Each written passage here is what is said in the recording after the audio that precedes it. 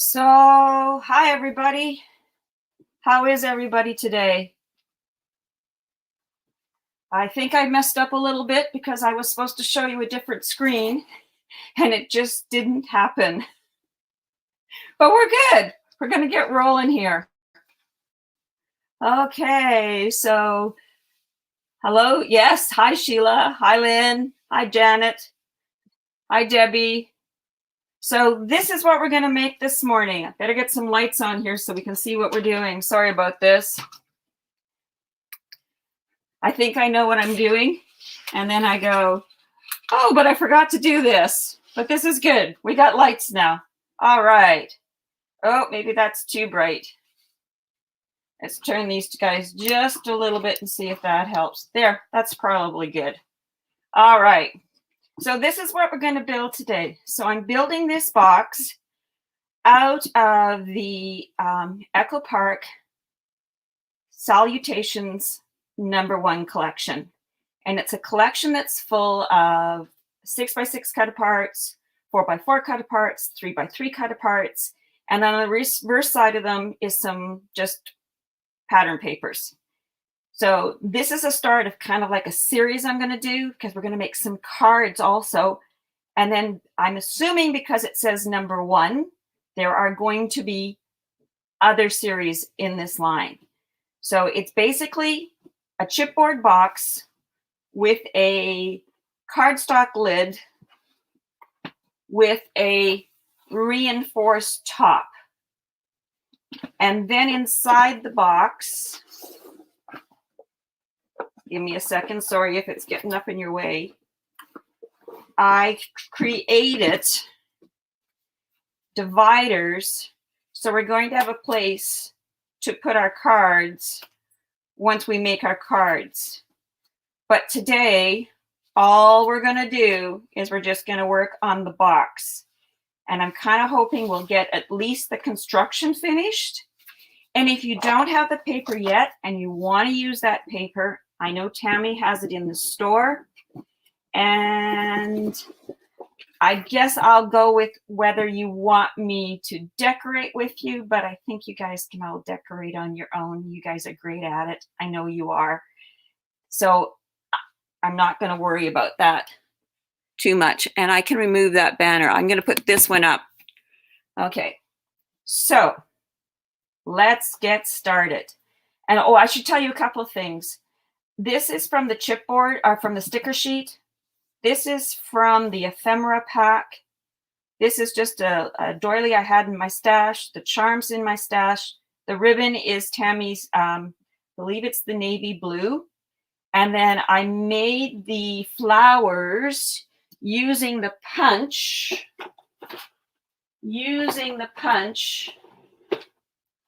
that Tammy now has in the store. So, and I love this punch. It is my go-to right now for making flowers. I'm going to move this out of our way and we're going to get started.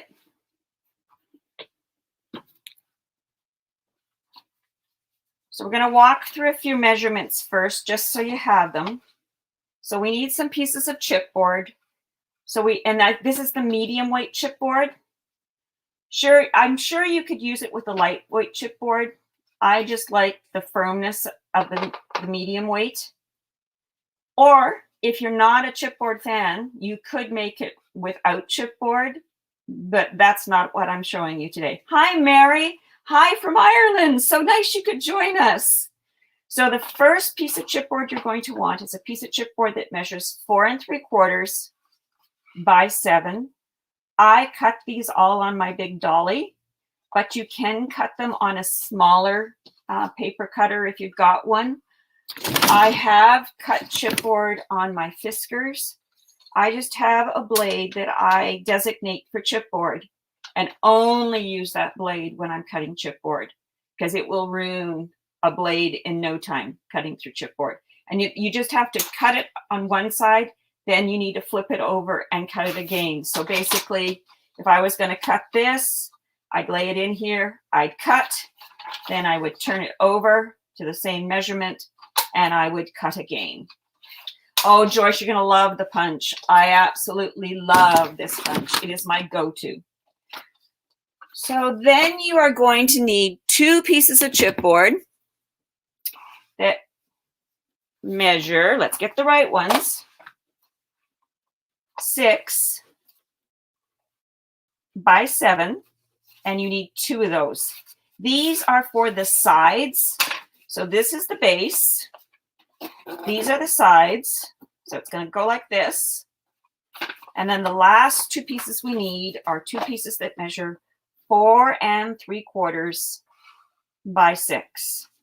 And of course, if I bring this all back in again, so there's your base, there's your sides, and then these 2 pieces go at either end.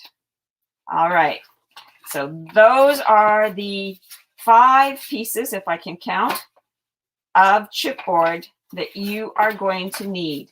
So maybe my next question should be, how many of you are going to work with me and how many of you are just watching, so I kind of know what speed I need to go at? So I'll give you a second to answer that question.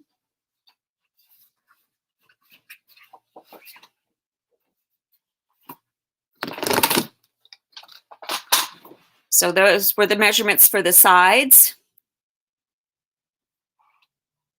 And I did put the cutting guide in the comments of my post with the picture of this project.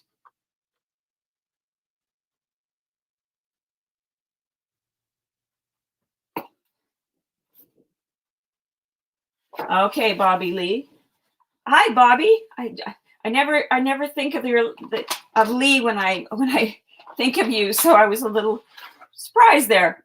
Okay, so most of you are just taking notes, so I'm just going to sort of work at my speed and show you how I did this. So this is a 12 by 12 piece of cardstock, and I'm using this to make what I call binding strips, and that is the key to making this chipboard box. So all I'm going to do, and different people do this different ways. Some people score it all at the 1/2 inch. I like to cut, and then I like to score, or my little brain is thinking of something else right now. I'm going to try something a little different, so I'm going to use you guys like my guinea pigs right now. And I am going to get my little stylus score tool. So I am going to score at 1/2. And I am using for this box the new gray that Tammy has in the store. It is beautiful, and I think it would look very nice with this paper. So I scored at 1/2. I'm going to score at 1.5, 2.5, 3.5, 4.5, 5.5, 6.5.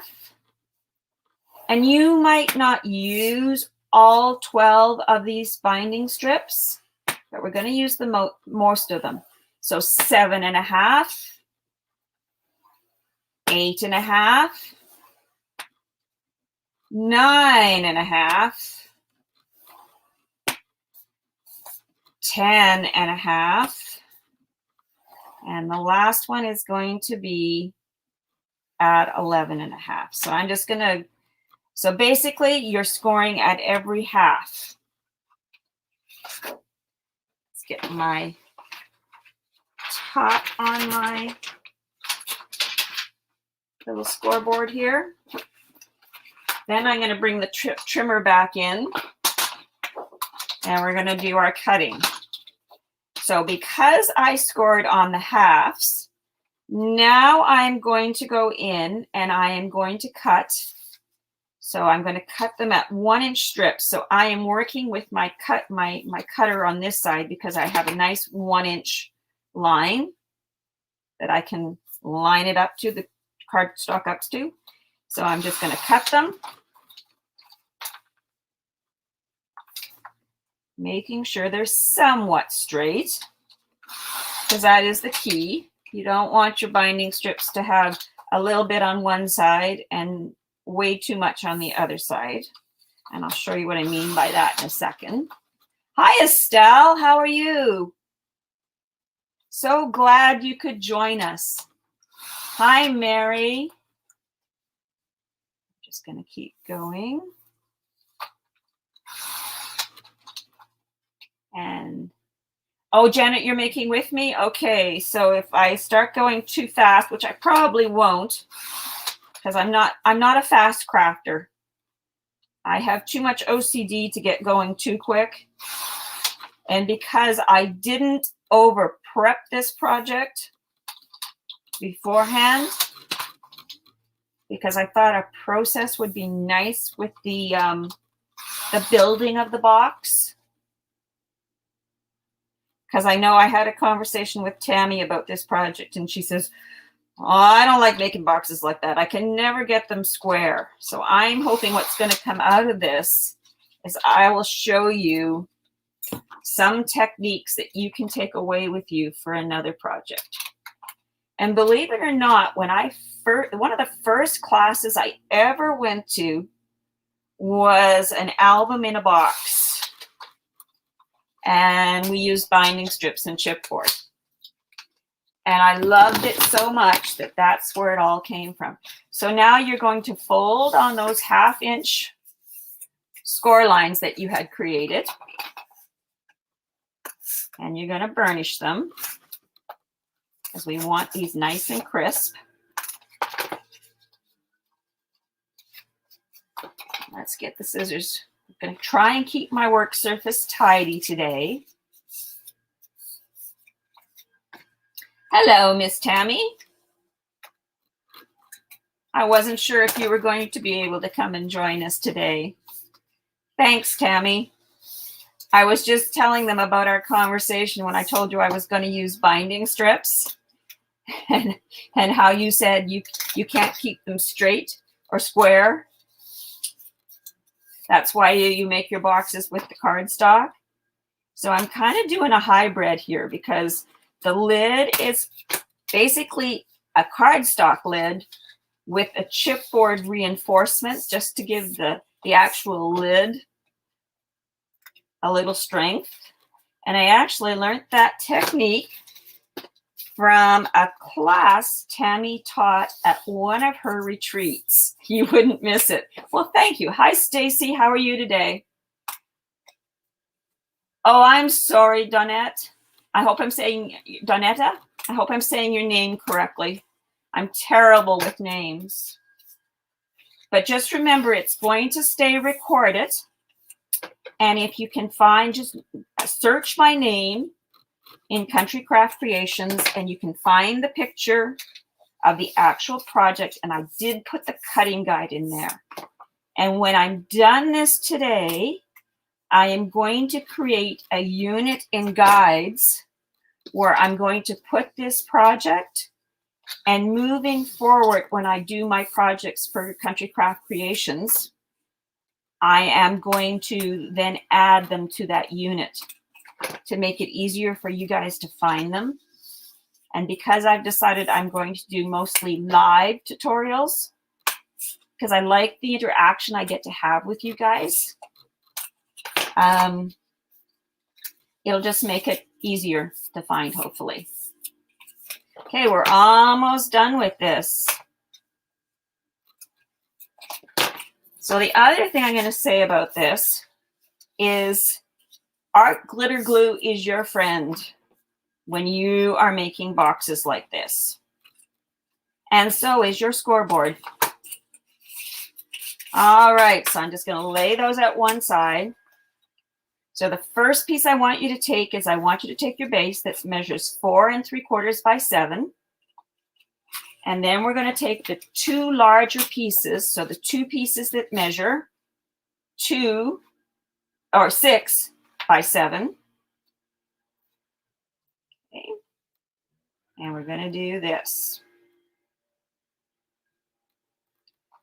And just what I'm doing here is I'm just making sure that nothing is too high, so that all my pieces are the same height, because you don't want anything hanging over.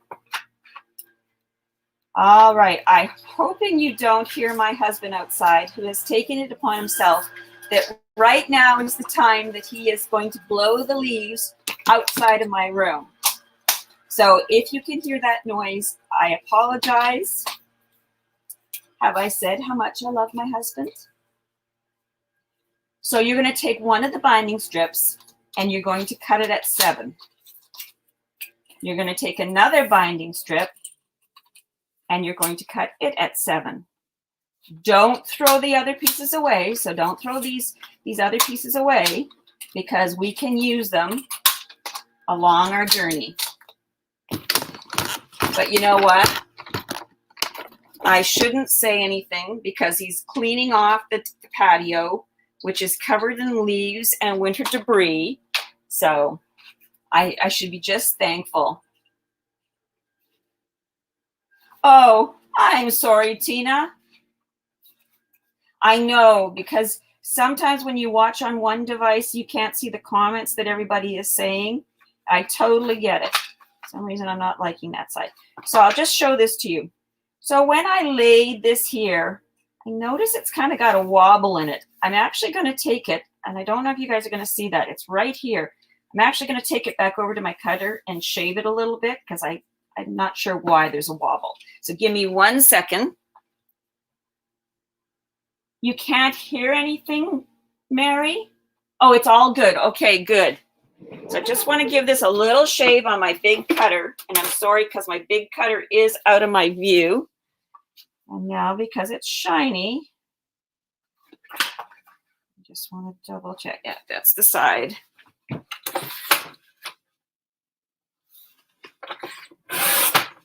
And sometimes it's just that it might have moved in the cutter. There we go. I'm much happier now. All right. Okay, so let's get the art glitter glue out. And so what we are going to do is we are going to start by adding adhesive to one side. And of course, the glue decides this is when it's going to plug, as it could. We're going to add art glitter glue to one of the 1/2-inch tabs. Then I am going to take that and I am going to line it right up with the edge of the chipboard. So basically what we are doing right now is we are working from the inside. We're not working from the outside of the box. We are working from the inside of the box. And this will all make sense in a couple of minutes or less. All right, so now I'm going to push this piece. So this is the base. I'm pushing it up into my left-hand corner of my scoreboard. I am now taking my one side piece that measures 6 by 7, and I am butting it right up to the edge of the base chipboard. I am then going to take some art glitter glue. Could have done this before. It's totally your preference which way you decide to do this. Getting a nice, and I'm just folding it over on the other piece of chipboard. So the 6 by 7 piece of chipboard. I'm going to give it a good burnish. And believe it or not, there's the first side of our box. So now I'm going to turn it around and I am going to repeat this process. Only this time, I'm going to put the other side that measures 6 by 7 up in the corner. and our base is going to be over here. I'm going to turn it sideways for a second. Add my adhesive to my binding strip. So remember, those binding strips are 1-inch strips that we've scored at 1/2. And I just go and I take a 12 by 12 piece of cardstock. You can either cut it into 1-inch strips, then score, or you can score at like 1/2 and then 1.5 and then go and cut it. It's totally your choice. So you want to make sure that that binding strip is right along the edge of your chipboard. Right along the edge of it. All right, so now I've got the side. So the 6 by 7 piece is in my scoreboard with the 6-inch side along the top. I'm now going to add some adhesive to the other side of the binding strip. I really hope you guys can't hear him. And I don't know what to do about it except smile. And I've now pushed the base right up to the top of my scoreboard. Remember, your scoreboard is your friend. Your scoreboard is what's going to keep things nice and straight. It's another tool in your arsenal of crafting supplies. And there we go. We now have 2 sides for our box. I'm now going to take my 2 pieces of chipboard that measure 4 3/4 by 6.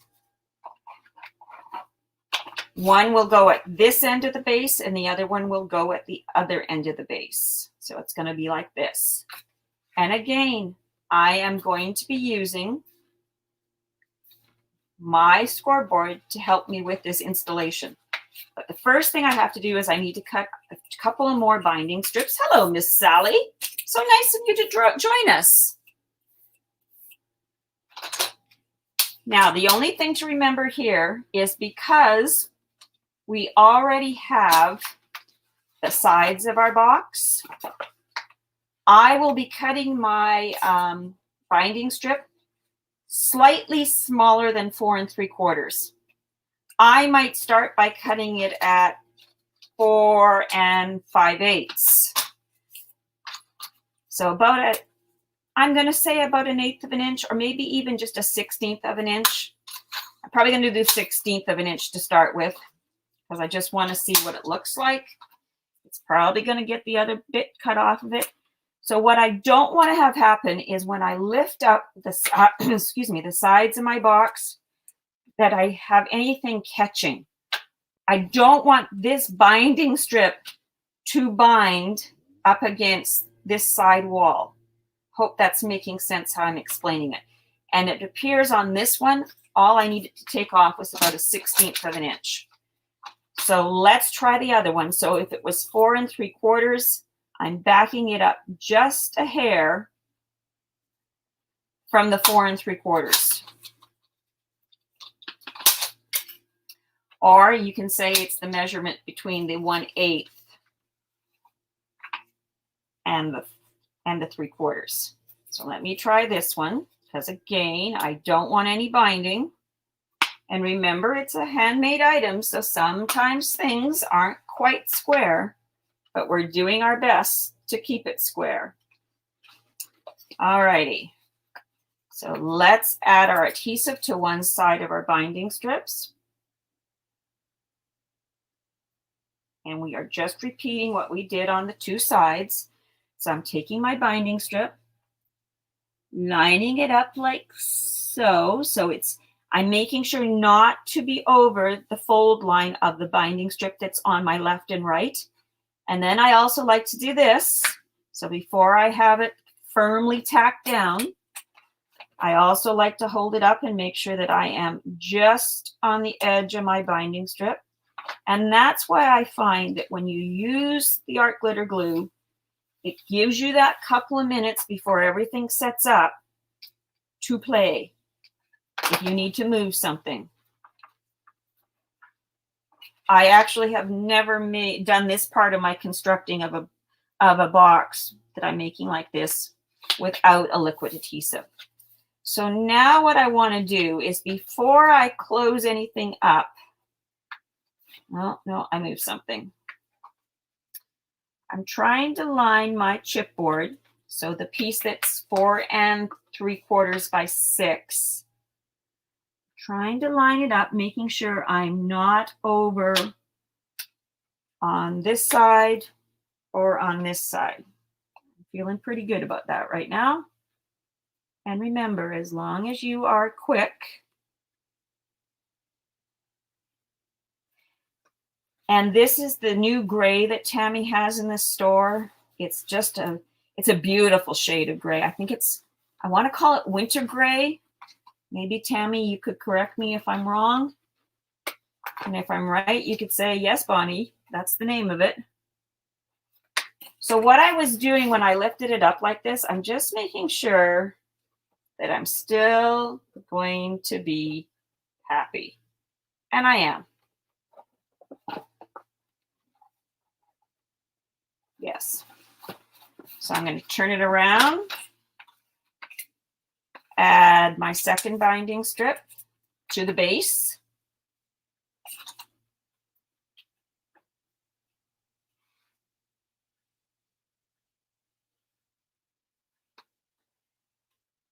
So you want to make sure that the folded edge is to the raw edge of the chipboard. Making sure you're not impeding these pieces.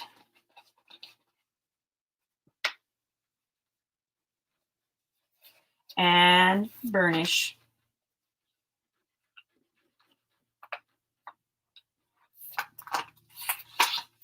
And we will add this piece like so. And I'm happy. And the other thing you can do to line this up is, you can see your fold line on the cardstock. It is winter white. Thank you, Tammy. You can see your fold line on the cardstock.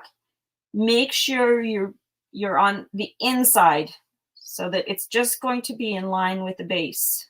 Hope that is a good explanation of what I'm doing. And like so.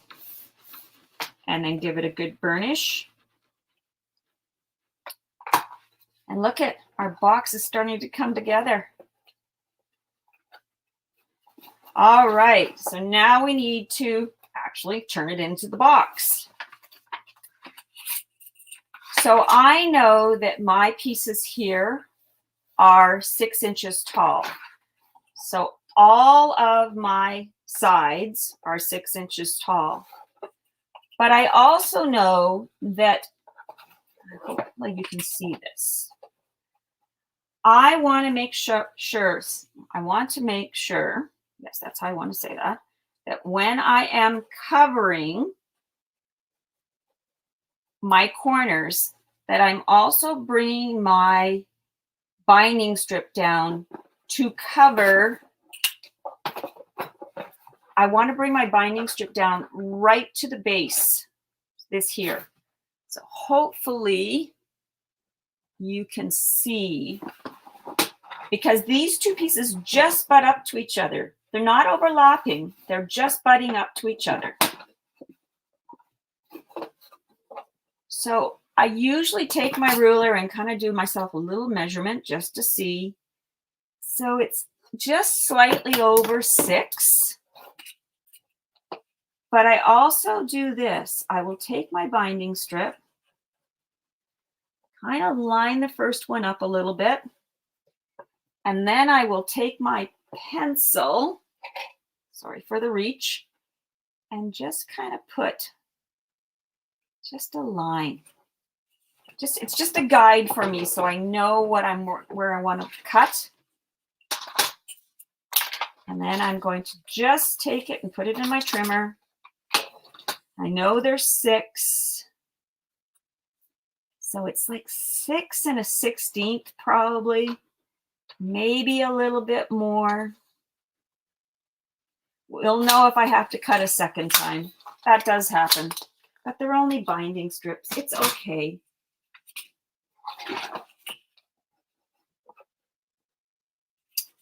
So I'm going to dry fit it again to make sure I'm going to be happy. Now this time I'm actually going to stand my box up, because what I want to make sure is that my binding strip isn't hanging over here at the top.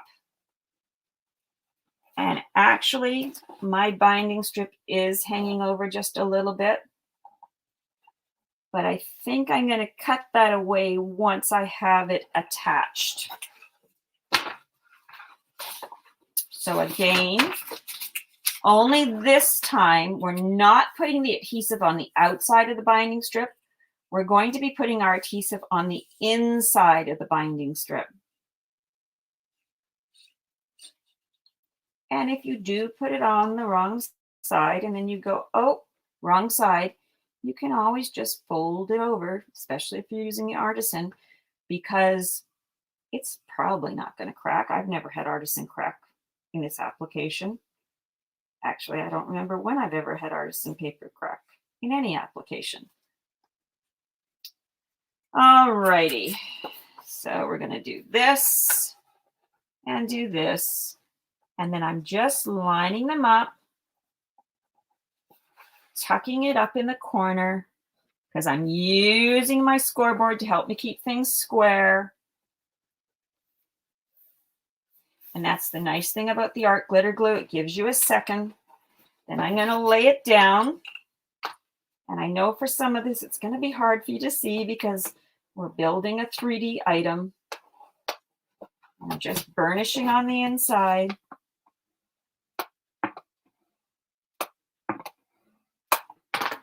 All right. And then I'm going to burnish on the outside. Just a little bit. It's a little harder because you don't want to be pushing it down. And I did there for a second. So I'm going to burnish from the outside. And voila, there's the first side of your box together. Now, I also like to put a binding strip on the inside of this corner. And that just gives us a nice clean look, because we will be putting pattern paper or cardstock over the raw chipboard, but we want to make sure our corners look nice and neat. So again, I'm just going to take my ruler, sort of to get an eyeball measurement, because remember, the inside is going to be a different measurement than the outside. So when I put my ruler on the inside, on the base, hopefully you can see that, on the base to the top, it looks like I want a binding strip that is 6. Now I do have this piece here that's 5/8. No, that is too short. Bring the cutter back in. Pull out the arm. And I don't recommend just going and cutting your binding strips to all one length, because each box could be slightly different. So I'm dry fitting again, because what I don't want to have is it hanging over the top of the corner, and it doesn't. So because this binding strip is going on the inside of my box, I'm going to put my adhesive on the outside of the binding strip.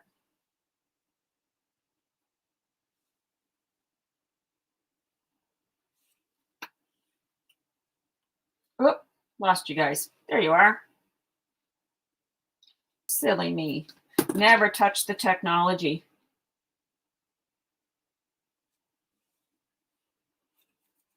And we're going to put it on both sides of this binding strip at the same time, because it just makes it easier. And then push it into the corner. And then, and again, you can use your scoreboard if you feel you need to.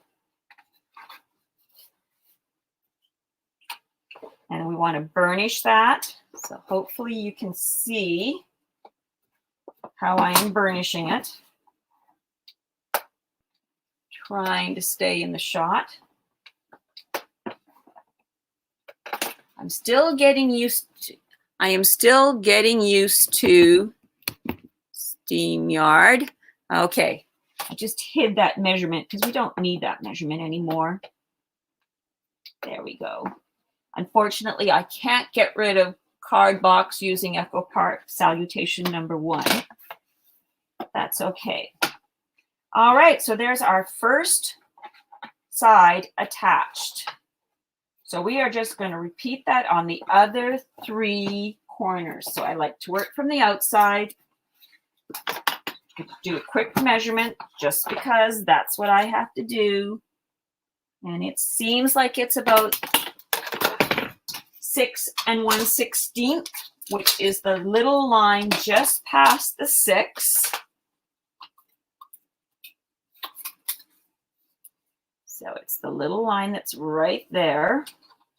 And you know what, if your cutting tool or your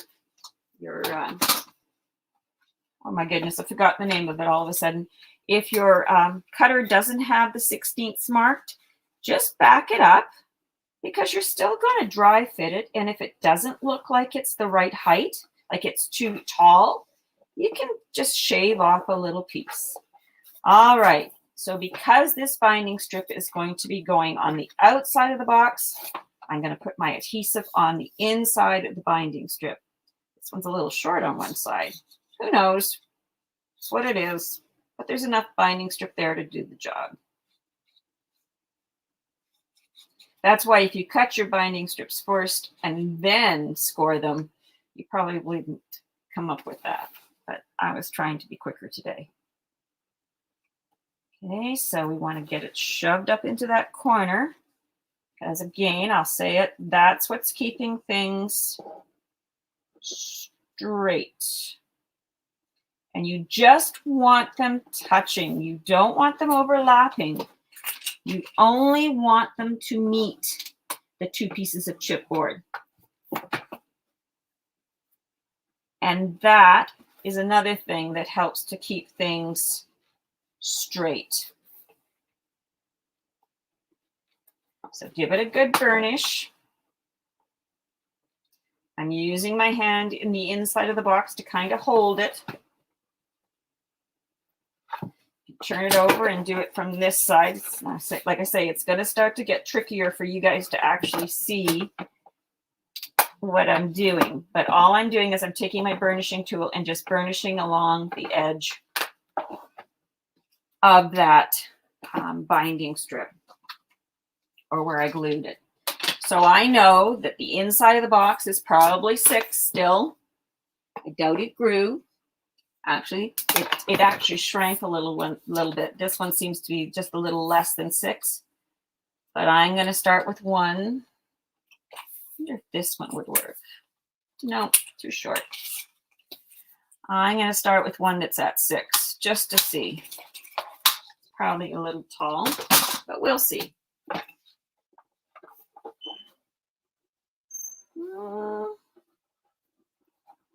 And it is. So I'm just going to take my scissors and give it a little snip.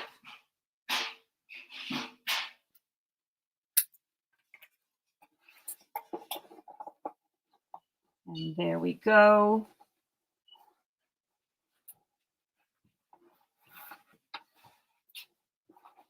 Now on this binding strip, we are going to put the adhesive on the outside of the strip,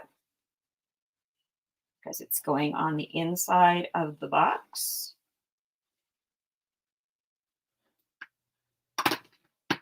Up. And push it into place. Take your burnishing tool. You can slide it up into the corner. Sorry, I'll show you what I did here in just a second. And there is the inside strip for this side of the box. We got half a box built. Well, half a bottom of a box built.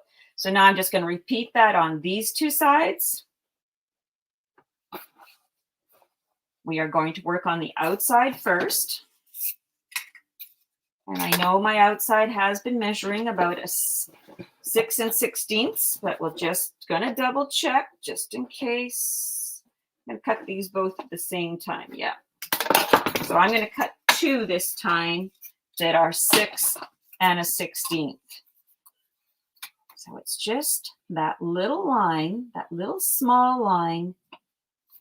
So it's this line right there. A little line just past the 6, at least on the Fiskars cutter. There's 1. And there's 2. And the thing to remember is always keep your binding strips. Even the littlest piece can sometimes come in handy.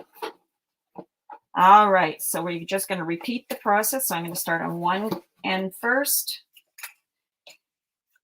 These binding strips are going on the outside, so I'm putting my adhesive on the inside of the binding strip.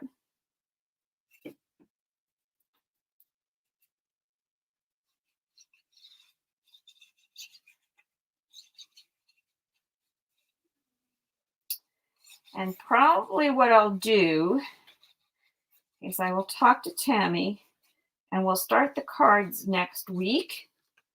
So I am using the stamp sets. That's okay, Tammy. We got this under control. Thanks for coming, though. I do have the stamp sets that I'm working with to create my cards. So the Salutations line comes with some stamp sets and some dies. And I believe Tammy is going to send me the dies because the dies say thank you. Okay, Tammy, we'll see you in a bit.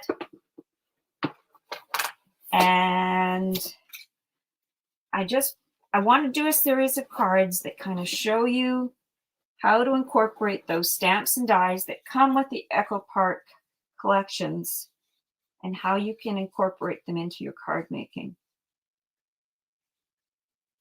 Because I oftentimes think they get forgotten about. And you want to make more than one card with them because they are expensive. So now I'm putting the other binding strip on the other side. So I'm not doing the insides one at a time now. I've decided to do both outside edges because it's not going to be any easier. So I'm burnishing. No, I don't like how that one's going. There we go. That's better. I'm burnishing. Burnishing. Now we're going to cut 2 binding strips for the inside. And I believe those are 6. Yes. So I am going to do this. I'm just going to cut one of my 12s in half.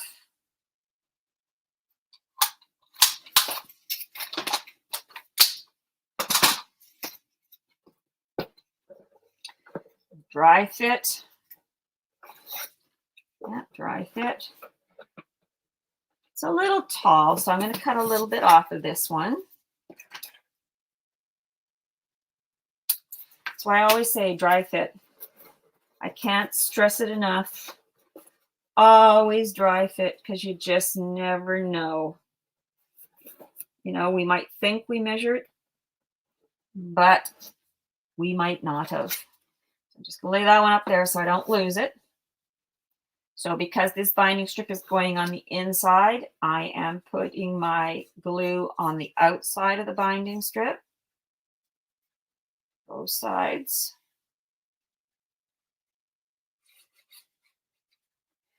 And you can make a box like this, well, any size up to 12.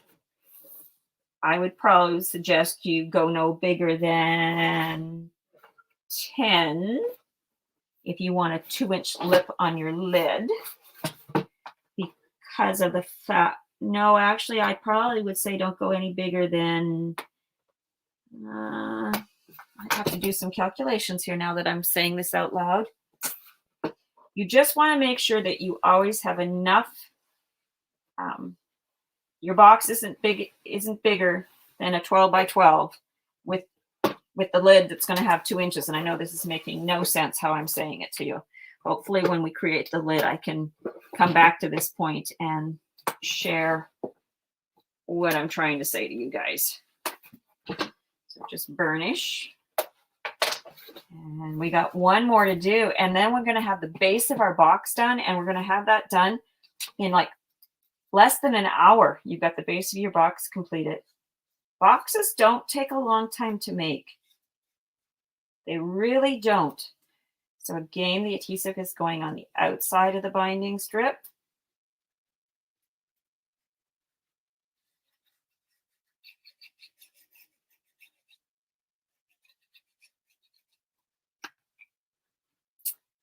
I'm going to push that down into the corner. Hopefully my head didn't get in that shot. And again, the thing to remember, it is art glitter glue. So the nice thing is it dries clear. I did get my head in the shot as I see it.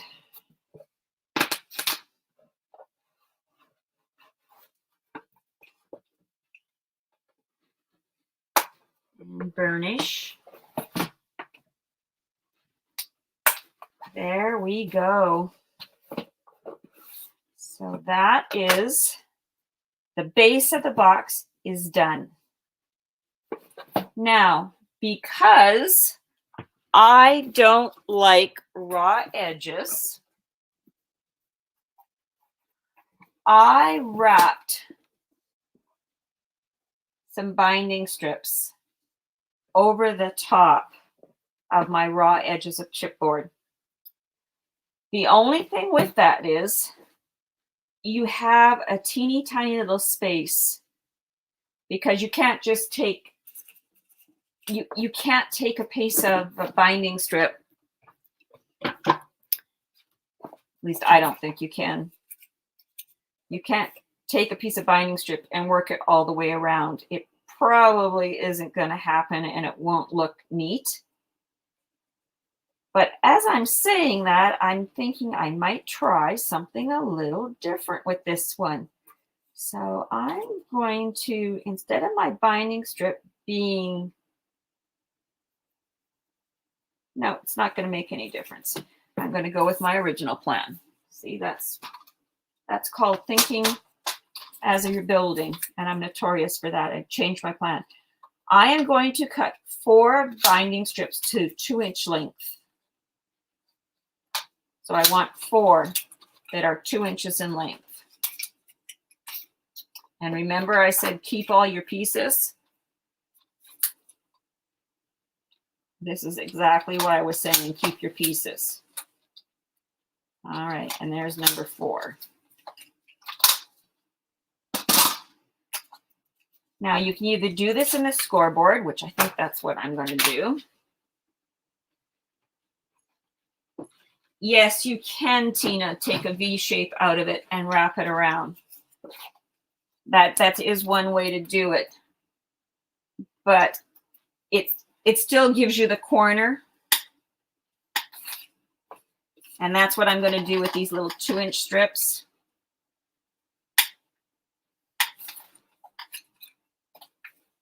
But yes, you could probably do it with 1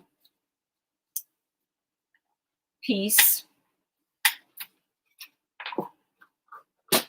But I'm going to do it the way I did the original. And then on another box I'm going to try it the other way. So what we want to do is we've scored it at 2. We folded it. I am taking one side, work from this side, and I am going to cut a V just up to my 1/2 inch score line that runs the length of the binding strip. Something like that. Bring my box back in. So the V is going on the inside. the outside is not cut. So it's going to go like so. I am going to put my adhesive on both sides of the inside of my binding strip, because you want this to be a firm.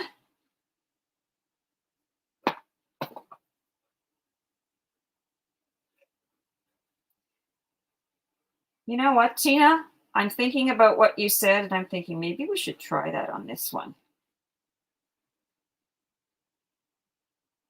You know what? I think we are. I'm changing my mind again. I can't believe I'm doing this in mid-flow. All right. Scrap everything I just told you there. Yes, Bobby, I do like the so, you know what? My only problem with doing it this way, Tina, is my OCD isn't going to be able to work through perhaps bending. So I'm going to go back to my original idea.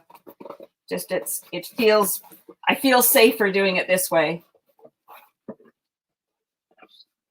But maybe on another one, I'll practice off screen. Oh no, that's okay, Tina, because I was thinking about taking your idea and going with it, and then I went, oh no, I don't think I can do that live. I'd have to do that where I had time to play. Because what if I messed it up? So take your second 2-inch binding strip, cut a V on one side of it. So you're basically cutting out the bulk of where it's folding. Dry fit it on the next corner. And you do have to work it down, because if you don't work it down, it's not going to lay flat. I think I want to cut a little bit more out of this one side. And you know what? If you cut it too much, you can always make another corner binding strip. Like so. And I like to push it down to make sure that I got everything where I want it. Then I take it off and I apply my adhesive.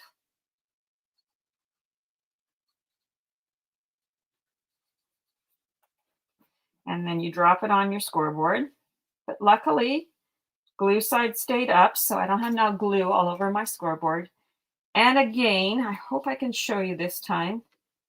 Kind of lay one side down first, wrap the other side around, and then I usually pick it up and just really work it into that corner. And this is where my grooves that I happen to have on this particular bone folder can come in handy. And I burnish it a little bit more, turn it and burnish it. Again, remember, the art glitter glue dries clear. If I'm seeing something I don't like, I can play with my cardstock, making sure my corner is nice and neat. Yes. I was rereading your comment, Bonnie or Bobby, about the liking the wrap corners. I don't like the bare edge to show.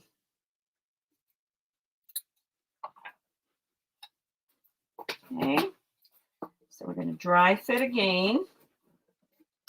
And that is the biggest thing with boxes. Dry fit everything before you glue it, because just because you say something is a certain size, sometimes you find out that it's not. Okay, I'm happy with that. So on the inside of the binding strip. Hello, Tomalee. How are you today? We are making a card box with a lid today. And I know I didn't give you guys a lot of notice about this live, but it was just working for me today. And I went, you know, I think I should do it today because later in the week, I've got other things I have to do. I wanted to get this project out there because I had told you guys I was working on it. And I thought, we'll do it today. Hello, Tina. Oh, you're saying hello to Tomalee. There you go. Sometimes I don't see all the comments because I'm too busy working. But like I say, I do like the lives just for the interaction. So cut the V in your 2-inch. And it is repetitive work. I will not say it's not a repetitive work. Good. I'm glad you're doing well. It's a beautiful sunny day at my house today. I've already been for a walk with my daughter and our 2 dogs because my daughter is an educator and she's on spring break right now where I live. So we get to walk. So both of my dogs get to go for a walk and my husband gets a bit of a break because he normally walks our big dog in the afternoon while I take our healer on a over a 5-mile walk every day. It does her a lot of good and it does me a lot of good. So just line it up. Doesn't really matter which side of the binding strip you lay down first on the inside. Whatever will work for you. And then, like I say, burnish it well.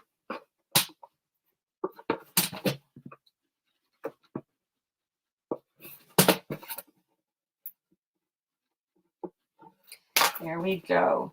So there's the binding strips on all 4 corners. Just clean up a little mess here. Now, what I like to do is then I like to take a binding strip that basically is going to cover just past where the corner binding strip ends. Because what I don't want to see, no, pardon me, I'm going to restate that.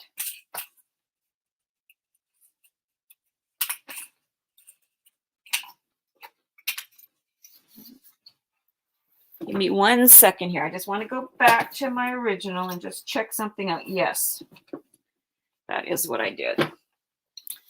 So I want my binding strips to almost go to the corner instead of having it sitting like this. And this is only my personal preference because then when you put your pattern paper, let me see if I've got a piece here that I can use to show you what I'm talking about. So I go to put my pattern paper on, and this isn't going to work because it's the same color. Maybe this one. Yeah, this will work. I want my joint to be closer to the corner because I feel it's less noticeable that way. So again, it's personal preference. You can choose to put your binding strips on so they just cover the corner binding strips, or you can put your binding strips on that they're going to start right over at the edge. So it almost lines up with your pattern paper that you're going to be putting on the inside of the box. But again, that's a personal preference. And my OCD says I have to hide. I want it less noticeable.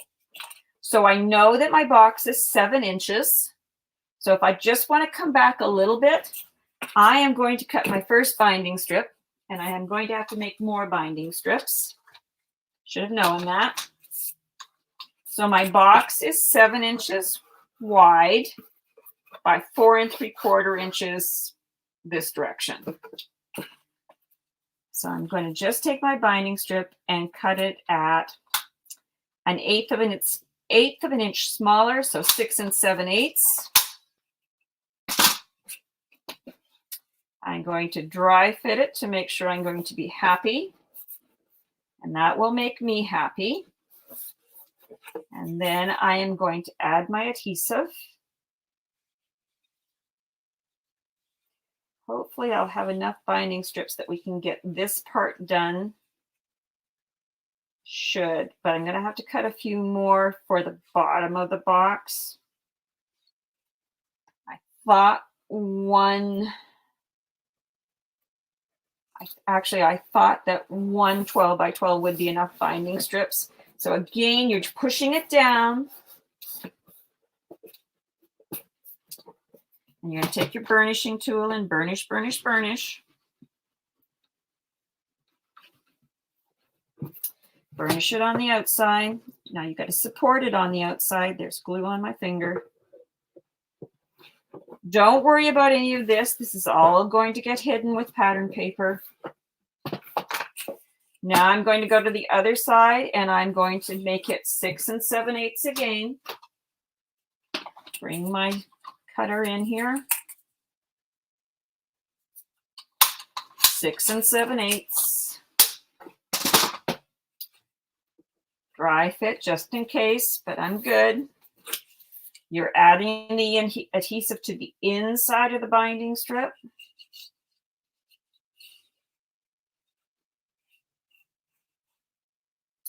I think I'm only going to need one more binding strip for the bottom. I'm one short, so you technically need 13 and you end up with a lot of pieces. But that's okay. So we're going to burnish, glue. There we go. So there's your two sides. Now I want to do my two ends, and we know they're at 4 3/4. So if we're going to do that 1/8 of an inch shorter, it's going to be 4 5/8 for the binding strip. But again, I will remind you, always measure your own just to make sure.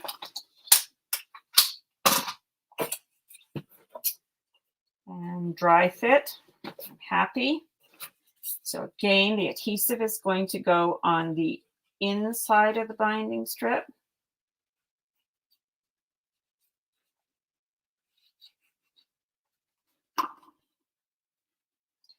Don't want the glue to fall over. Diane, I didn't know you were in. Nice to see you today.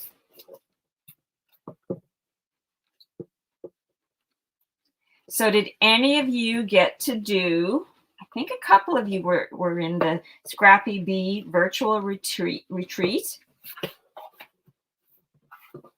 And have you heard that Tammy is going to be doing another virtual retreat in July? Yes, in July.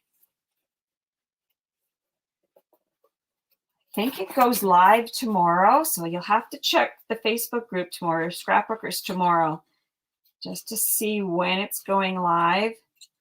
But I have heard there's lots of exciting things being planned for it. Don't know any real details, so I'm not like Sally. I don't have any secrets. But I'm sure Sally will have a secret or two.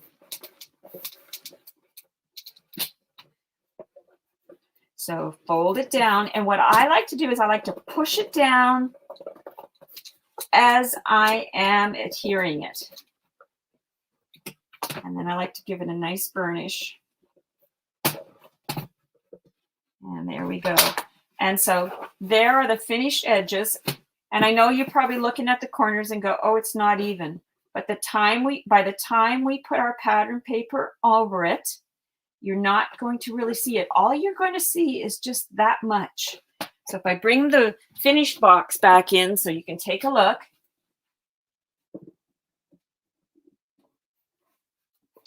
Oh, I totally get it, Sharon. If you saw my life most of the time, you can just barely see it here. And everything else is nice and neat. So if you look over here, it's nice and neat. Wasn't it fun, Tomalee? And like I say, I am sure with the retreat that's coming, in July. There'll be a ton of fun in that one too. I need to cut myself one more binding strip. So I'm just going to quickly pull up my cutter. And I have a piece of 12 by 12 paper. This is why I don't throw too many scraps away. Hi, Rhonda. Nice to see you. Thank you. Jan, thank you. Hi, Sandy. How are you? Okay, and now we want to burnish. Not burnish, score. So we cut a 1-inch binding strip because we were one short. And we're scoring it at 1/2. And I hope I didn't give myself a paper cut. No, I didn't. Wow, good for you, Pam. You know what? Like I say, if there's interest in that you want to use, cover it with the pattern paper together, I can do sort of a part 2 of this, but you know what? Everybody's box is going to be slightly different. So I would say to you, measure as you go. I'll show you a couple of tricks before we end today. So I'm measuring my box again, and my actual measurement from edge to edge. So when I'm talking edge to edge, I'm talking these chipboard pieces, because I'm going to try and hold this up. And can you see that the side piece of chipboard is just a little over the edge of the base? That's the way we wanted it to be. That's what's keeping everything square. You know what, Tomalee? The Zooms are the best part of the retreats. Mind you, actually, I believe Zooms have made me survive this last year. Because as some of you know, I live in Canada, and the border between Canada and the US is closed right now. So I haven't been able to come down and see my friends in the States. So my measurement from the outside side chipboard to the outside side chipboard is 7 1/8. So that's what I'm going to cut this one at.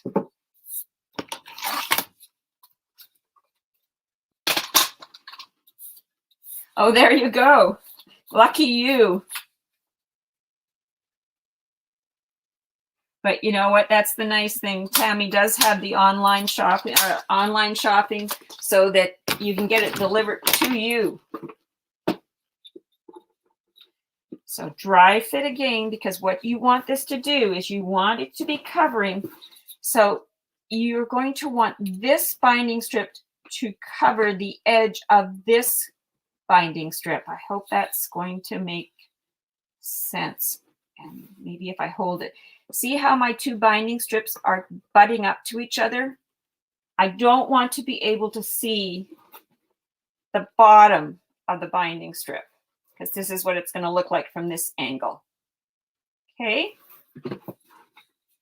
So the other thing I would say is when you're doing your binding strips, it's just like when you wrap the chipboard covers for your albums.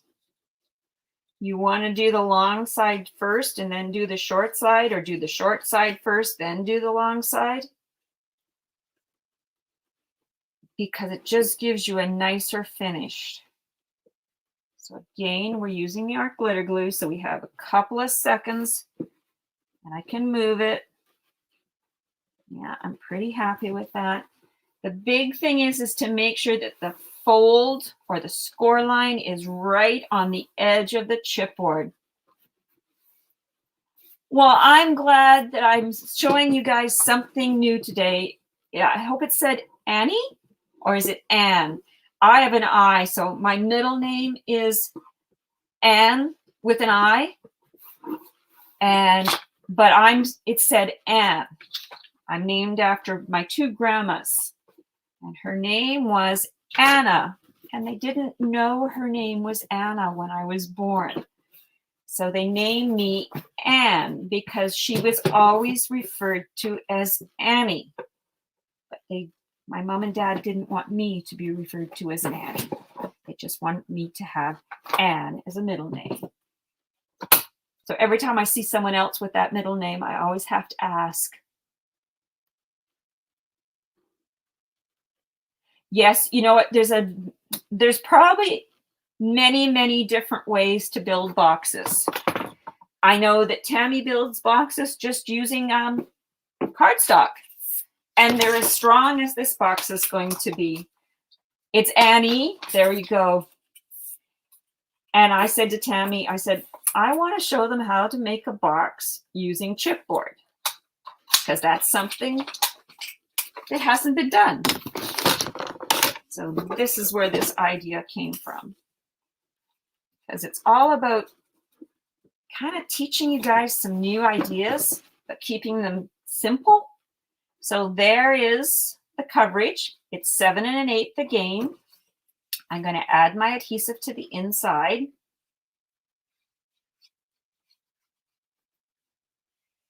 So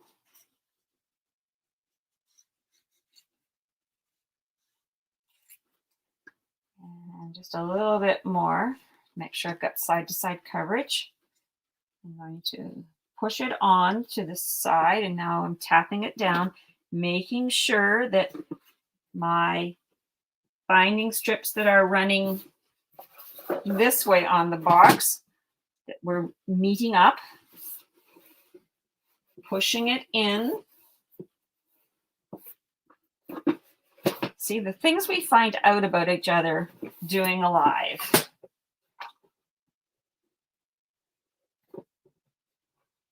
And remember, all of this is going to get covered with pattern paper and cardstock. And of course, that's your choice. I'll bring my finished box back in and explain what I did when I did my matting. There we go. There's one. Now we only have these two sides to do, and maybe 1 and 2. The rest of these I think are too short. Yeah, just a bit, but that's not bad for the leftover. Can you see the leftover binding strips we're going to have? That's not that many at all. Just a few little pieces. All right, so we know that it's 4 3/4, but let's take a measurement because it's probably a little bit bigger. And really our measurement now, because remember we have extra layers on here, the measurement is almost 5 for me. So I don't know what it'll be for yours because you have to measure your own box. So it's like 4 15 16ths, which I know you're going to go, what the heck measurement is that? So here's how I do that measurement. I'm going to get my scoreboard out. It's the tick line before the 6. And you know what? That one is a perfect. Let's just double check this one. Maybe I picked up the wrong one. Hold on here. 1 second. Not 5, Bonnie. 4 7/8. Kind of thought that seemed crazy, but you know. So it's actually 5 less a 16th. And again, we're going to dry fit because you don't want anything hanging over the edges. I will be happy with that. Again, the adhesive is going on the inside. So does anybody still have snow? Or did everybody's snow disappear? I know Tanya had a bunch of snow. She sent a picture and it was crazy. Because believe it or not, even though I live in Canada, our snow down here in the valley has been gone for, I don't know, I'm going to say at least 3 weeks is the last time we had snowfall in the valley bottom. So I live in a valley that is, I don't know what to compare it to.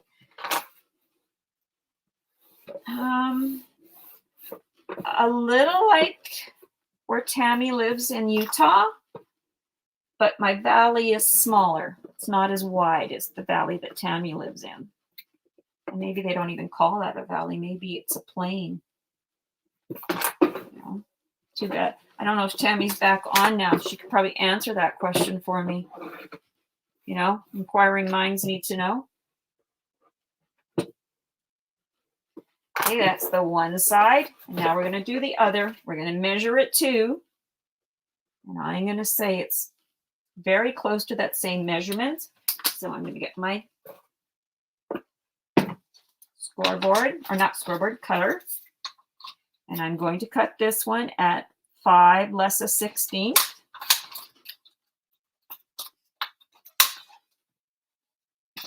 Oh, is it raining in North Carolina? We could use some rain.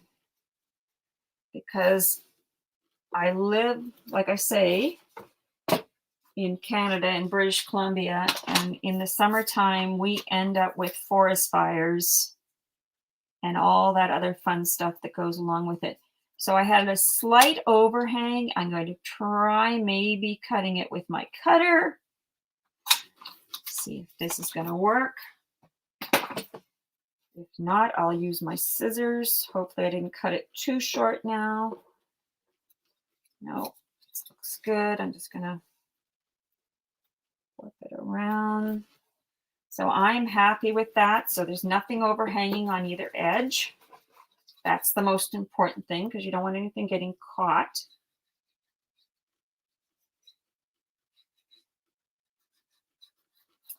Okay, and when we get this strip done, then we can move on to the lid. I don't know what we're doing for time. We're at 1:17. So I'm going to say we're going to keep going just so it all stays as one video. If there's anybody working with me and you need a moment to go get either something to drink or you need to, as a friend of mine says, powder your nose, however you put it in the comments. And if we need to do that, we'll take like a couple of minutes and just take a break. Otherwise, I'm just going to keep rolling here. So there is the bottom of our box. I know it doesn't look like much yet, but once we get the pattern paper all over the sides, it's going to look amazing. So let me put the lid on my glue because we're going to do some cutting and folding. All right. So the next piece we need is the box lid. And we're making our box lid with a piece of cardstock, but we're going to reinforce the inside of it with a piece of chipboard. So I cut a piece of pattern paper, not pattern paper, cardstock, at 8 7/8, which is the little tick mark on the scoreboard back from the 9, by 11 1/4. And what we are going to do, once I find my instructions, which I don't know where they've walked off to, but that's okay. I think I remember. We are going to score it at 2 inches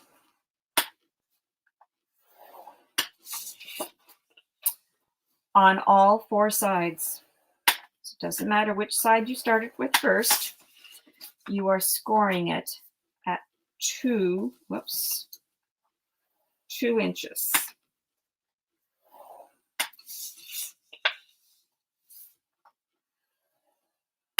Like so. And we're going to get our scoreboard back. I totally get it, Joyce. You have no idea how many projects. I'm going to fold on all my score lines and burnish them.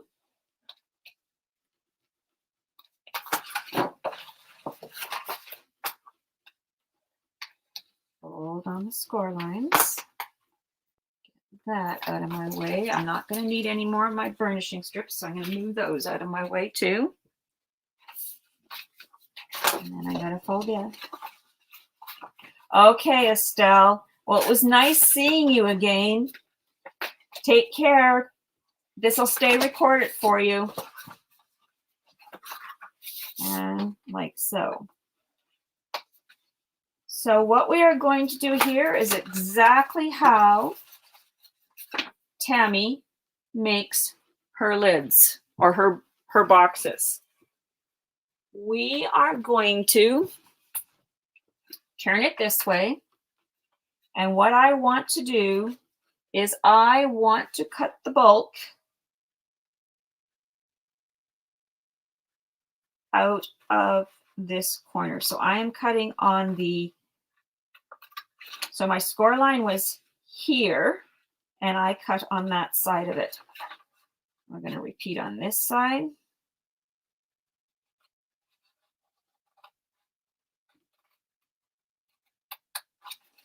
And we're going to repeat on all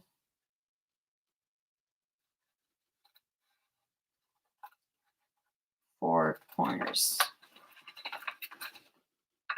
So what I'm doing is I'm making sure that I'm keeping the actual score line.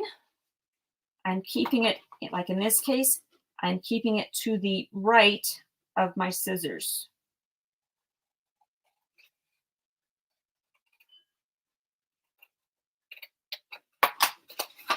Okay, so this is what you should be left with. You're going to have cut your four corners just like this. Now here's where you have to decide one thing.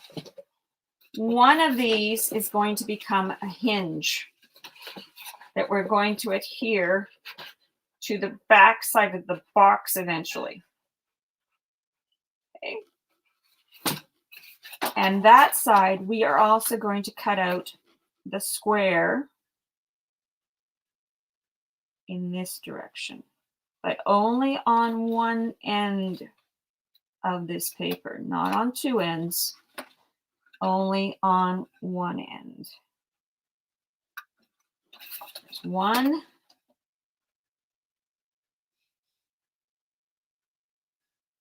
And there's two.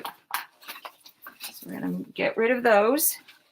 Now, over here on this end, this is what's going to make the box back in here.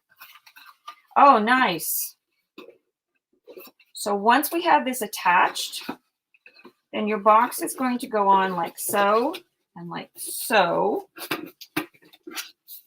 And this flap back here is going to be what's going to attach to this part of the chipboard box.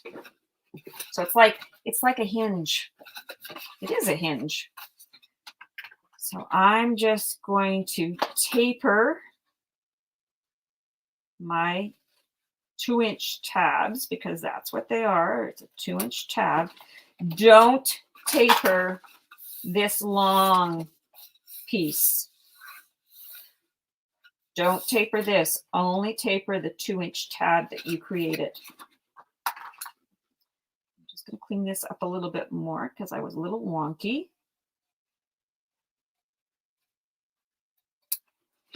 And then I am going to taper this side slightly because you don't want anything hanging over. So just a slight taper. Then I'm going to the other side and I'm going to repeat the process. So what I'm doing is I'm cutting and tapering on the 2-inch tab only. Like so. And then I'm turning it over and I'm only slightly tapering the top of that 2-inch tab. That out of our way. So now I'm going to crisp up these score lines again. I'm going to crisp this one up again.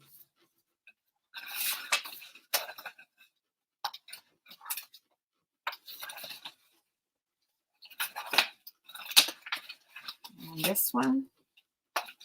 And this one. And I'm going to set this aside. Because now what we need to do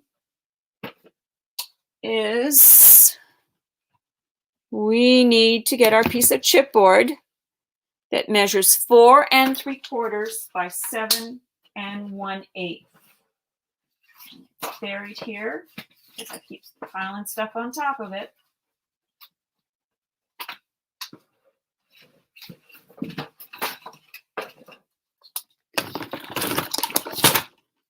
So you've cut your piece of paper.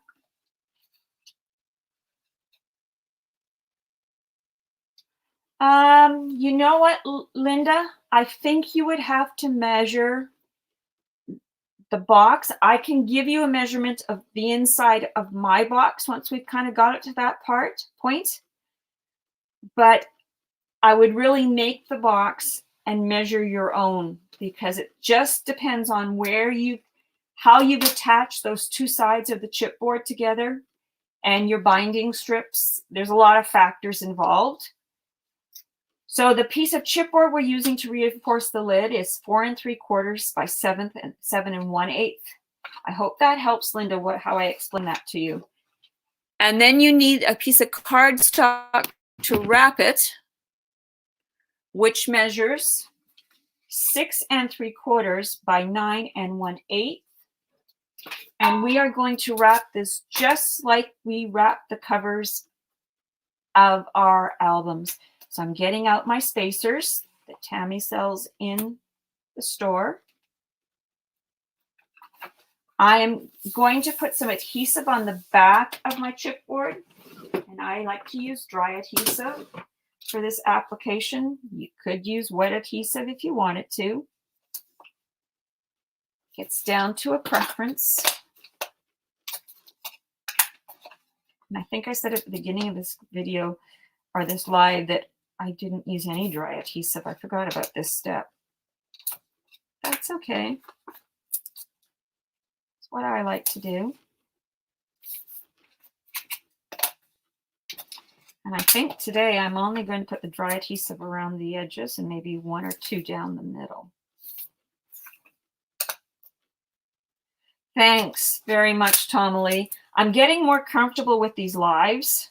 That's what I've said to Tammy, that I like to be able to interact with you guys, because I find sometimes when I'm just doing a YouTube video, I'm talking to the wall. I love my spacers, Joyce.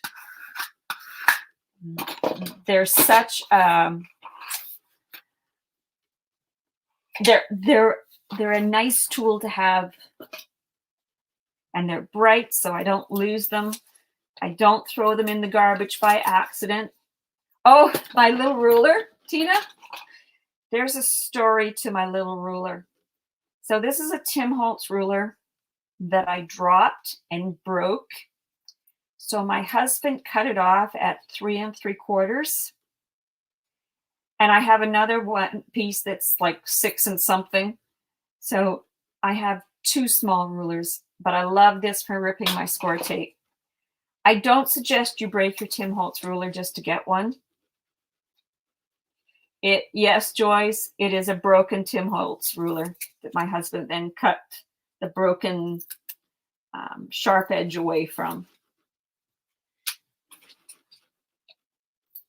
And it's extremely handy, especially for ripping my score tape.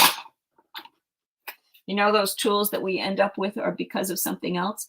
So again, just like wrapping a cover, I'm just laying my chipboard down right up against the edge of my spacers. You know what? I've dropped other rulers, other Tim Holtz rulers, and none of them have broken. I actually have one, this one, I dropped it, and the metal wire piece that goes along the top of it popped out, but it didn't break. So now I'm just going to fold over my cardstock. So I'm folding it over the chipboard. And like I say, if you've watched Tammy make her covers, or you watched me make my covers, this is the process. So we're just like making a cover. I know, Christy, I love my short ones. And I do. I use them all the time because sometimes this 12-inch thing, it's just way too big. So I'm going to get out some more adhesive. You know what? Because this is going on the inside, I'm going to take a chance. I'm going to use the liquid adhesive. So I am just going to cut the bulk out of my corners, just like we do when we're making covers.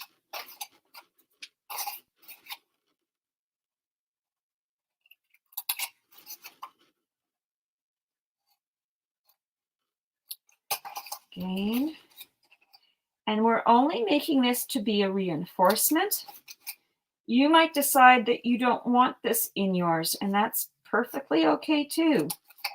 I just like the idea of my lid being as heavy as my sides and my bottom. So let's miter now our flaps or tabs, just like we do when we're making a cover.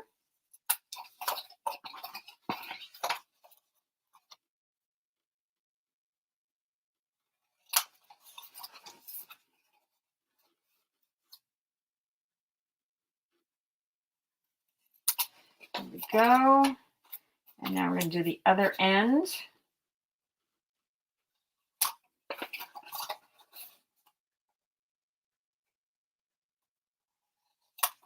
And the last one. Sometimes I have to look to see which ones I've done and which ones I still need to do. I'm going to clean away all my mess I'm creating over here on the side.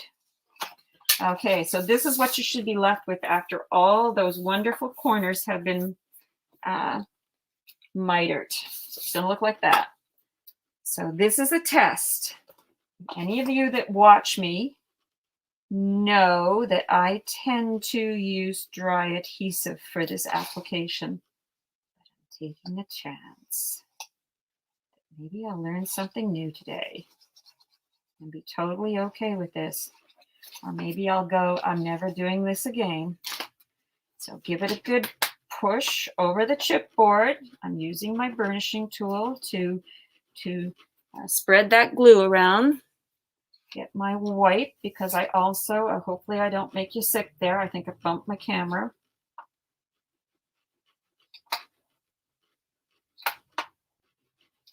Okay, and then I'm going to flip it. I'm going to do the other end. So I'm doing the two short sides first this time. Again, that's just your preference.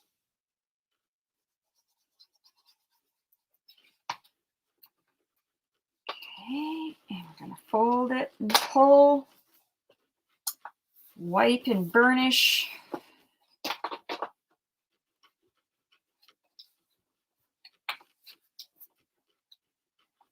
And there we are. I'm going to turn it this way. Do our long side. So I always like to run a bead of glue right along the edge of the chipboard. And I find it just softens the fiber on the cardstock. Not that you have to worry about it with the artisan, but I like to do that just as a precaution. Old habits are hard to leave. You know what? I may never use dry adhesive on the outside edges again. I'm quite liking this.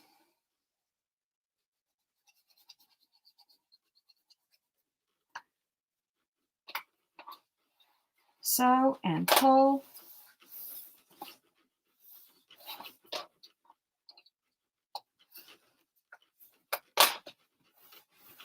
Give it a good burnish.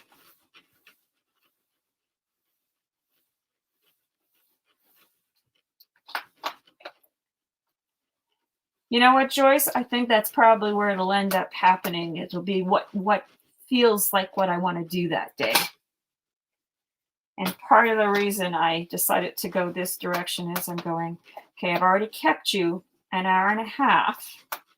I'm I'm creeping up on Sally's 2-hour time limit.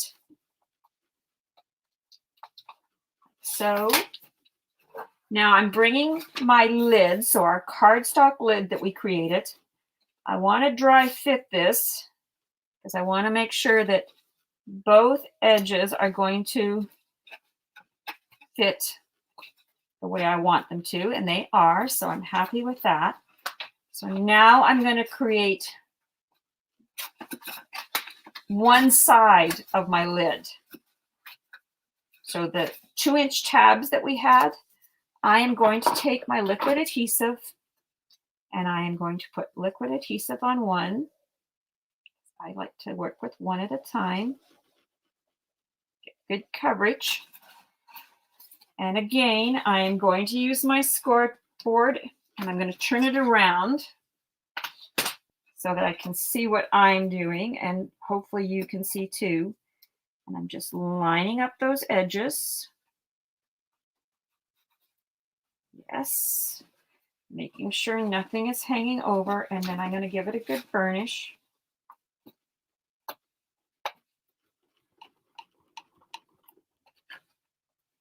And then I'm going to take one of my clips and just set it there for just a second. And then I'm going to repeat that same process on the other side. So I'm repeating it on this other 2-inch tab that we created.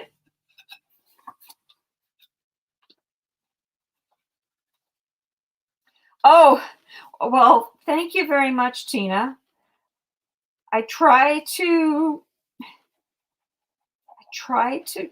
give you information that I think can be helpful, but I don't want to waste your time either. That's the other thing, because we're all busy people. So I'm just using my corner as kind of a way to keep my box lid square.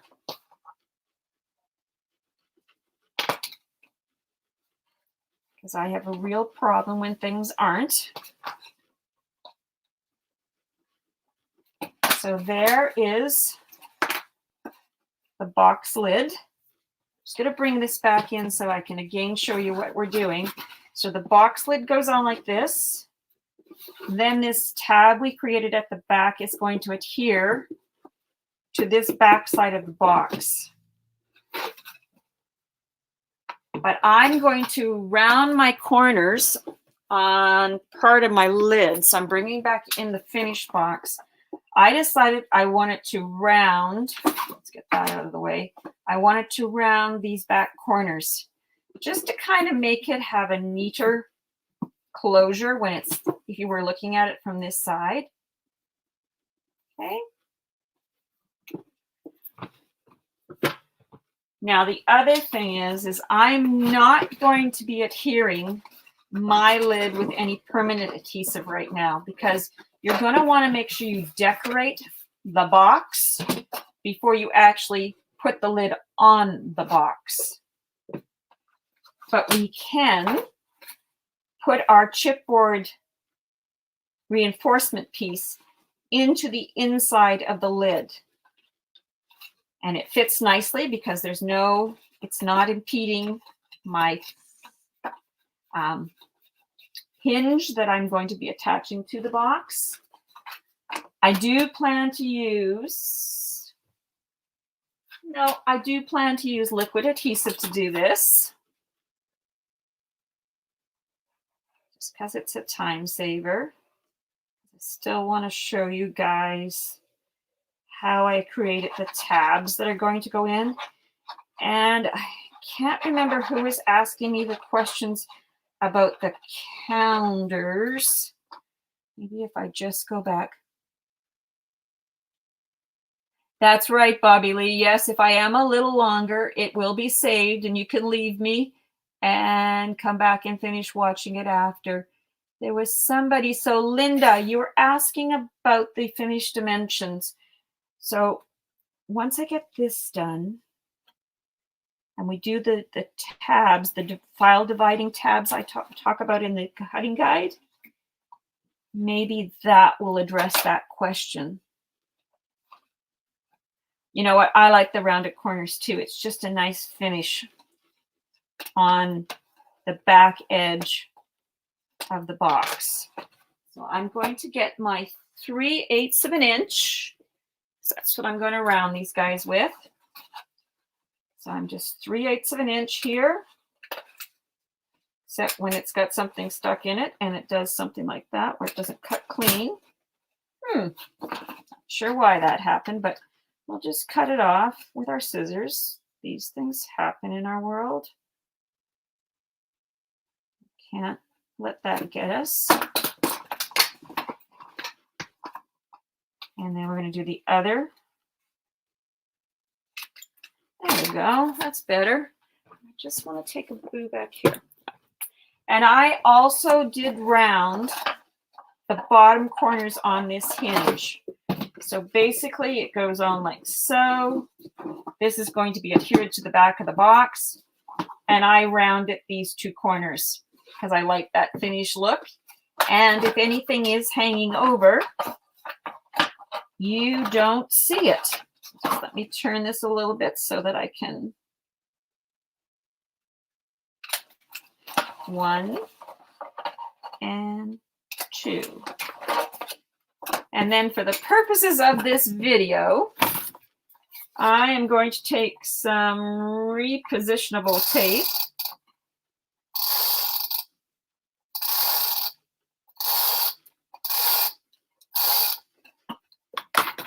and adhere it with that so that I can decorate with pattern paper all the sides of my box.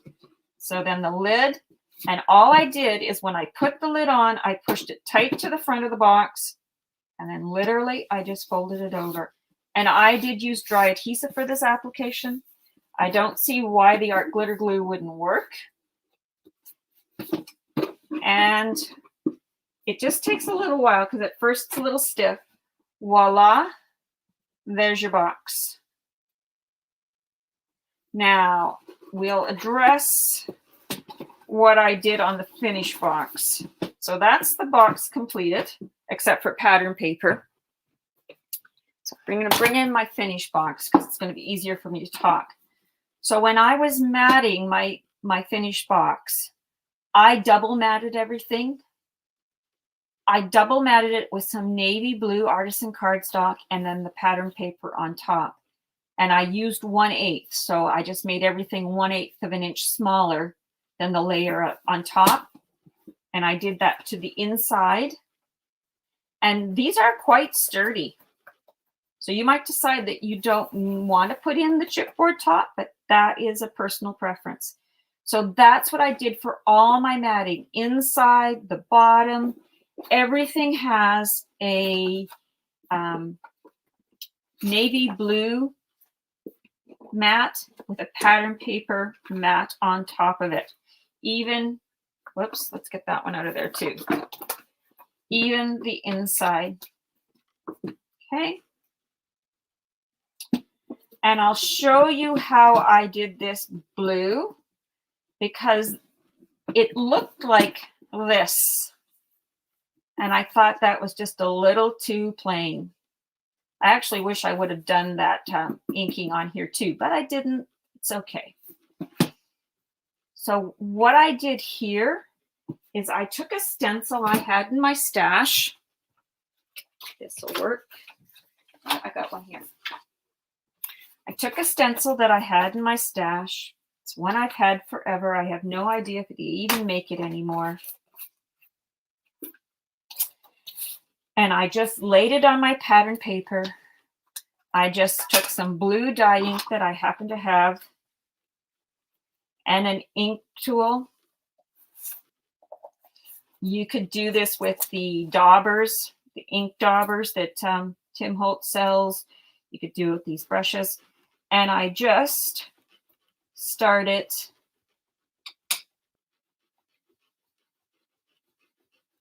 layering my ink. Now I'm not going to do the whole thing as I want to show you because this particular stencil, and Tammy has lots of different stencils in the shop. So I'm sure there is one there that would look just as pretty. And then that's what you ended up with. And then, because this stencil is only side to side coverage, it's only like maybe 3 3/8 wide. And of course, the top of our box is 4 3/4.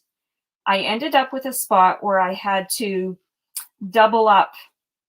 So I actually was having to ink over two areas. And this is all I did. And by the time you get your decorative elements on the top of the box, you're not even going to notice.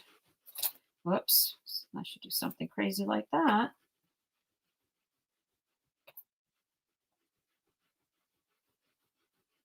And you just keep adding the ink until you're happy with the coverage.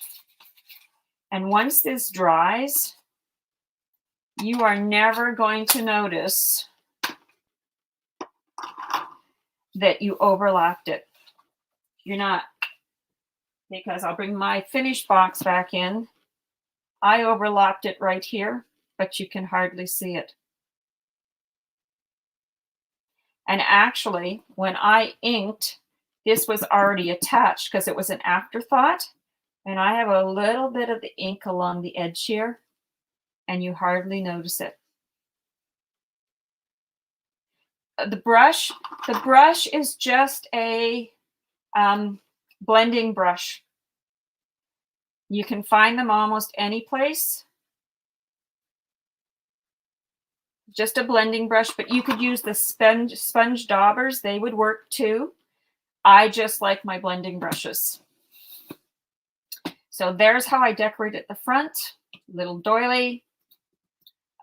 This was actually in the sticker sheet, and I cut it in half because it was a big round piece of flour. Made some flowers. Made some flowers. This is from the sticker sheet, and this was a 3x4 cut apart, and I just layered and popped things up. So that's that part of it that I wanted to show you today. And the last part of what I wanted to show you today is how I created my dividers. I made 12 because my thoughts about my box are, it's going to be a place where if I'm in my ideal world, I can show or keep the cards that I'm going to give to people throughout the year. It would also be a great place to put the cards that you make, all of the cards. So I made 12 with the idea of months. And then the more I thought about it, the more I thought, why don't I label these cards things like thank you cards, sympathy cards, birthday cards, and do it that way.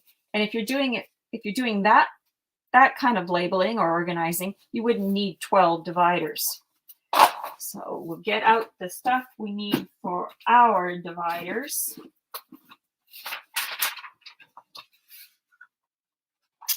I'm making these ones out of black. And then I am going to put some of that winter gray on top of them. You know what another cool thing would be to do? Is stencil your winter gray with the stencil and an ink, and then put them on top of your dividers. That would be a cool idea. Always ideas. So I need to get my envelope punch board. And Tammy does have these in the store. She put them in there this morning when I was talking. Yes, the dividers are in the cutting guide, and I'm also going to give you that measurement right now. So I cut 12 at 4.5 by 5 7/8. So let me turn my trusty dusty, what do you call this thing, scoreboard around. See, I told you, I just start creating and my space gets smaller and it gets smaller and smaller. And then finally I have to go clean it up. Okay. So the divider measures, Yes, Tina, you could do it that way, or you could even have probably more than 12. Just depends on how many cards you're going to have. So it's 4.5 by 5 7/8, and that is just a nice width and height, because I don't want it to be taller. Get the box back in here. I'm showing you, but I'm not showing you. I don't want it to be taller than the box base. Okay. So I'm going to take my envelope punch board with the 4 3/4 or 4.5 along the top of the envelope punch board. And the boards that Tammy has in the store are a different color than this one. This one's a really old one. I've had this one forever. I'm using the 1 1/4. So that's this line right here. So there's 1. So there's 1 1/4. And I'm punching. Then I'm turning it over, lining it up with 1 1/4, and I'm punching again. And then this next part, you can do this in your cutter, or you can do it by hand. Sometimes I can do this very well in my cutter, and sometimes I make a complete disaster of it. So I have a little wire, which is handy on this particular cutter. Just need to see. So that's going to be too much.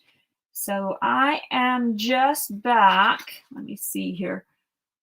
Looks like I am just back from the 3/8 of an inch mark. So what I want to do is I want to take my blade, make sure I'm in the hole, so where the punch board actually punched out the hole, and then I'm cutting away. Because I find if I cut this way, I'm going to cut the tab. And that's just what I've learned to do over time. So let's do this. Just a little back from that. I need to be able to see, so I'm happy. So the wire is just at the bottom of the valley on where the punch board punched out, and I cut back.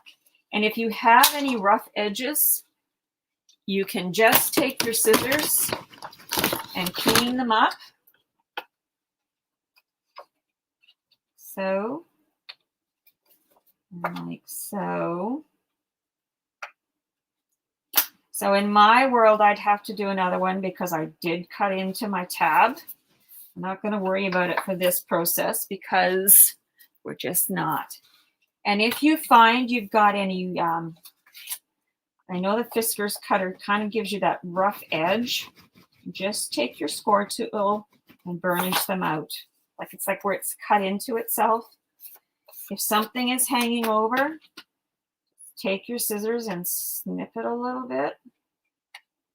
So I did round the bottom corners because I find that they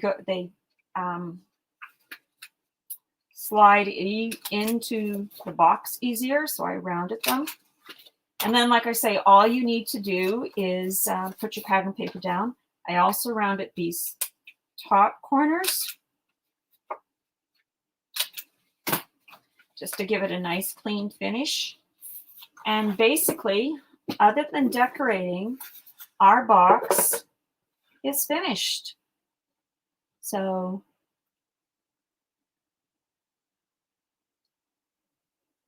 yes, you know what, Joyce? Sometimes just cutting them with scissors is a lot easier. How about I do one more before we go, and I'll cut this one with scissors. So 1 1/4, flip it, 1 1/4, and then literally I'm just eyeballing when I'm using my scissors. So I guess it depends on what kind of an eyeballer you are. That's a word. There's pros and cons to each way. Then you can also go again if it got a little bump like what I've got there. You can take that bump out. So there is our Salutations card box completed. And I don't quite know when, probably sometime next week, I'll do another live showing you some of the cards. And then we'll take a little break and I'll do a different project. And then we're going to come back and make some more cards. So this is sort of going to become our card box for everything we want to create. So I'm glad you guys enjoyed the video. I hope everybody's having a great day. And unless you've got questions, I'm going to say we're done for today. So thanks again, and just give a second for questions.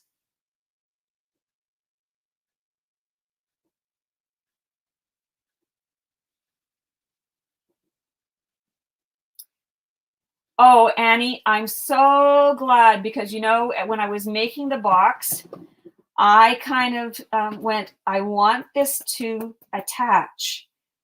And I can't remember if when Tammy made her lid like this is what she used, but it's what made sense to me today. So it could very well be that some of the idea for my tab lid here came from the retreat that I went to where Tammy showed us how to do a chipboard lid, cardstock chipboard lid. Okay, people, so thank you very much. I hope you have an amazing day, and I'm sure I'll either see you in Zoom on Friday night or I'll see you somewhere in the Facebook group. You guys have a great rest of your day. Bye.